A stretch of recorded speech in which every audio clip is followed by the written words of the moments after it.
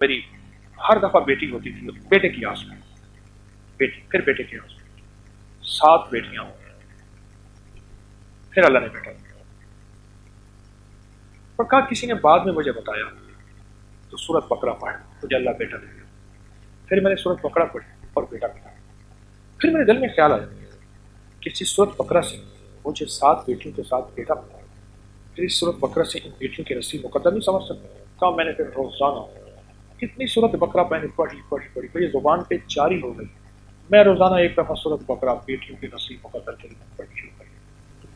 یہ میں نے اس بوڑھی خاتون سے سنا جو گھر میں مزدوری کرتی تھی، گھر میں سوئیاں بناتی تھی اور وہ بازار میں بیچتی تھی، گھر میں کچھ کپڑوں کی کڑھائیاں، کوئی سویٹر، کچھ اس طرح کی مزدوری بیٹیاں بھی کرتی تھی اور وہ بھی کرتی تھی۔ اور کہا میں نے بیٹیوں کو بھی کہا بیٹیوں تو بھی سورت بقرہ، میں نے سورت بقرہ سے یہ بیٹی تھی 2 بیٹیاں، میں نے سورت بقرہ سے بیٹی تھی، سورت بقرہ، اور کہا سورت بقرہ پڑھنی چاہیے، سورت بقرہ پڑھنی چاہیے۔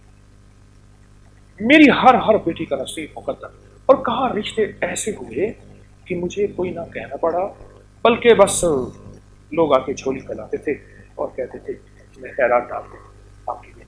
اور کہا میں سن ہو جاتی تھی، خاموش ہو جاتی تھی، پریشان ہو جاتی تھی، اتنے بڑے گھر کا رشتہ اور میں اتنی چھوٹی۔ اور میں ان سے فوراً کہتی دیکھیں بات سنیں، آپ ہیں بڑے لوگ، ہم نہیں چل سکے، نہ میرے پاس آپ کی ڈیمانڈیں، نہ باراتوں کے پیسے، نہ کہتے کچھ نہیں چاہیے، بس آپ ہاں کر۔ اور کہا میں جا کے کیا کروں، سورت بقرہ سے لپٹ کے قرآن اٹھاتی تھی، اس کو کبھی سینے سے، کبھی چہرے سے، آنکھوں سے، سورت بقرہ تیرا شکریہ۔